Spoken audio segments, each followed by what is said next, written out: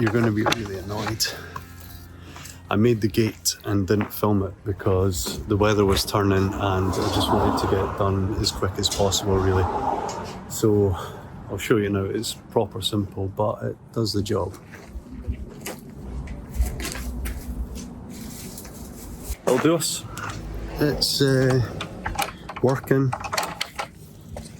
It's nice and easy. And it just keeps the place a bit more private. Also got a second confession. I have we started strapping the ceiling yesterday in one of the other bedrooms, and I couldn't bear to film it because we quickly realised how off the ceiling is, which you can see when I take you through here.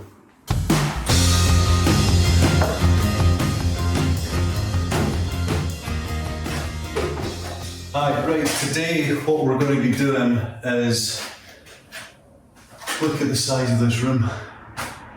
It's pretty big. We like standing in the corner and you see how small you look. It's quite a considerable size. The walls are in quite bad state. We're going to have an insert fireplace here which slides right into the gap, flush with the wall, so it's nice and neat. You don't have a huge hearth plate then as well sticking out into the room, so that's quite good. This is going to be our boy's bedroom, so of course he gets the fancy fire. We don't. We get a hellish damp wall. I'll show you that in a little bit. But I had worked out all my measurements on these ceilings being 2.4. They're not 2.4, they're 2.6. They're mega high, mega high. So we're going to drop the ceiling. This is Lath plaster or Latham plaster, however you pronounce. It's old stuff and it's very messy apparently when you take it down. It never vanishes.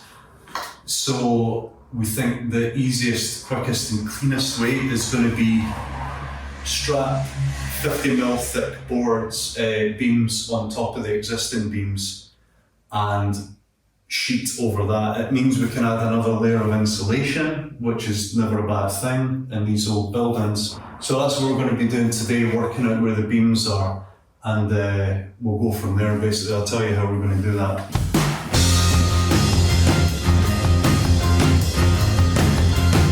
Right, how are we going to find the beams? Now, I don't have a stud finder or anything like that, and I don't want to just guess, hit and hope, because I want these fresh beams when they go in to have a really firm mechanical connection, because they're going to hold the new ceiling up. So we have an attic hatch out here. We're going to go up in the attic. I'm going to crawl through all the mouse poo and spiders, no doubt, and I'm going to drill a drill bit through either side of where a beam is. So I'm going to get on with that just now, get the attic hatch open, send the boy up there first, I think, and find out where these beams are. Okay.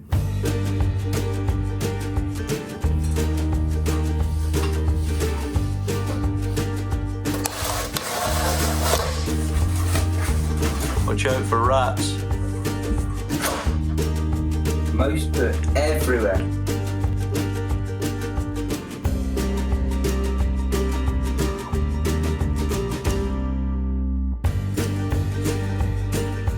We're up. This is I don't know if you can see that, the stone wall at the back. It actually looks in pretty good nick, to be honest. It's quite large up here. It goes all the way back there on an L-shaped return, and then if you look the other way, it's a big old attic. This could be a really, well, it could be usable space, but yeah, the insulation you can see down here, it's about 350mm thick. I can't see anything. I can't see where the beams are, so I'm balancing just on boards.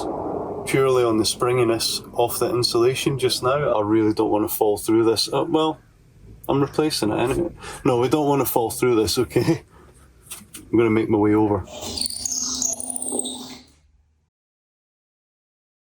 Right, that was very difficult because the insulation is so thick and it's so precarious that I've managed to get a line in. So there's the holes that go all the way across. Sadly, dead centre of the room, because I couldn't get into the eaves because there's all sorts hanging from the ceiling. And I don't trust me going far over because I can't see what I'm walking on. 44, ooh.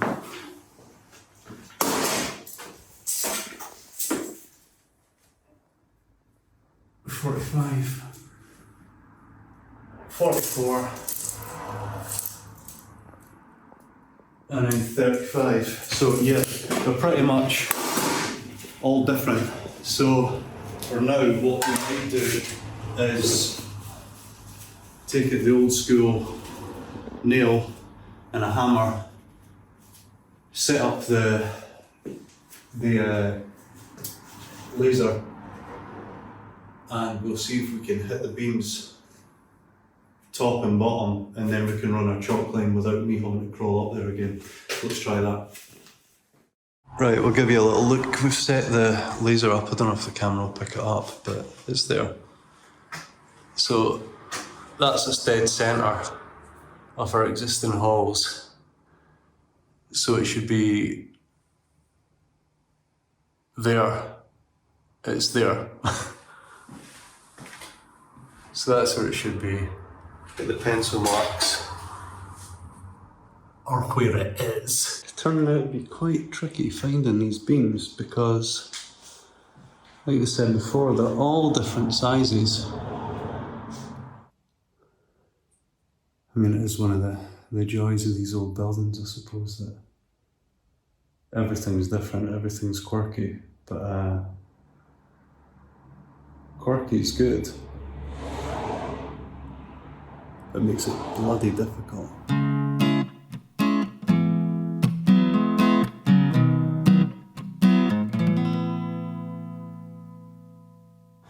But yeah, we said we'd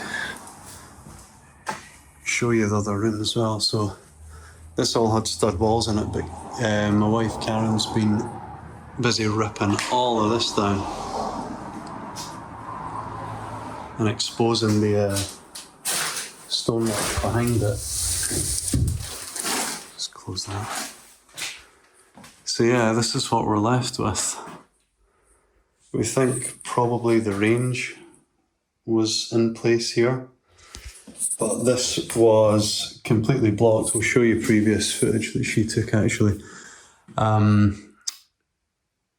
So she valiantly wriggled a crowbar up inside it, and this is what came out.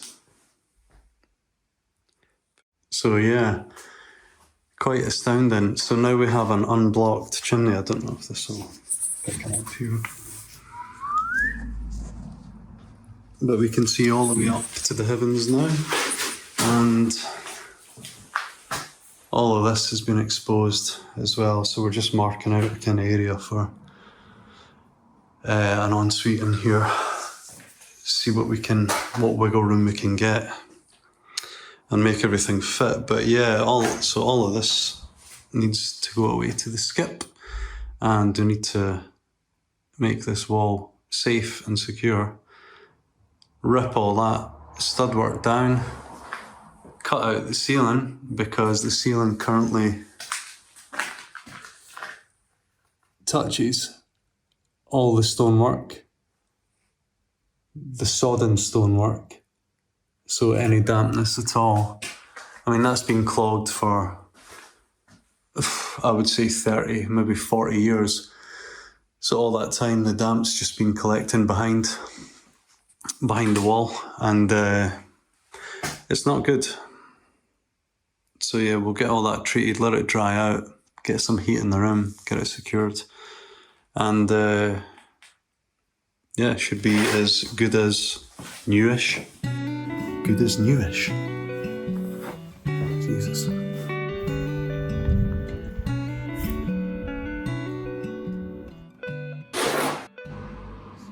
So I think that's us for today. We've got all of the beams lined out, marked.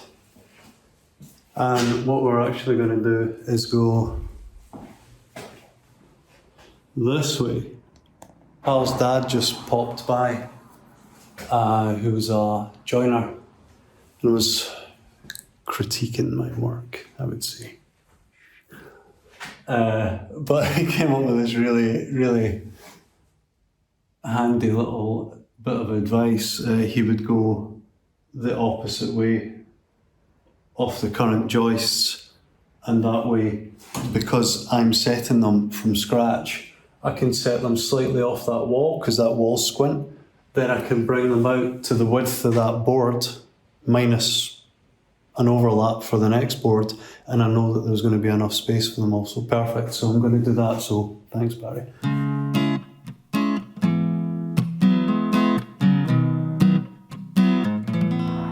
So there we go. Strapped at right angles to the old beams, marked in blue. Tied straight into them. And put them at 400 centres. I chose 400 centres because you normally put drywall screws into plasterboard every 400 mil, so it negates the use of putting dwangs.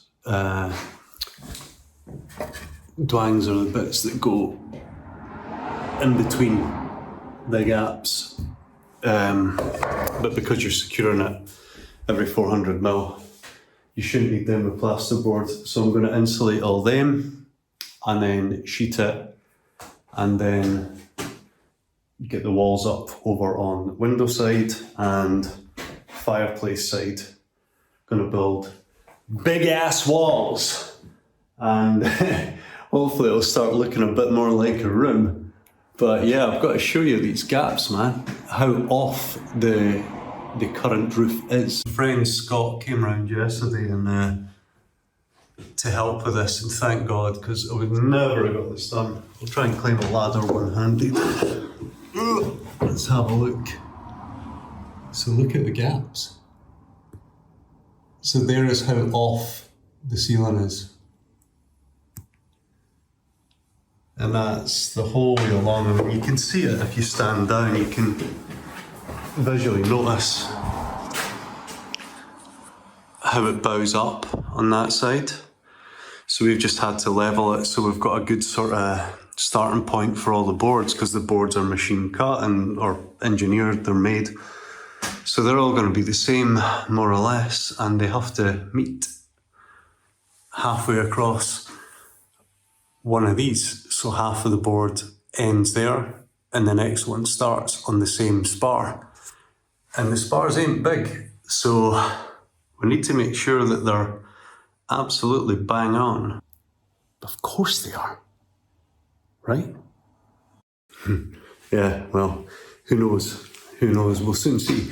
As soon as we start putting the sheets up on this, we'll see how off they are, but at least we can then manipulate them easy enough because they're just tied into wooden beams. So we can take a couple of screws out, shift it a little bit, put a couple of screws back in.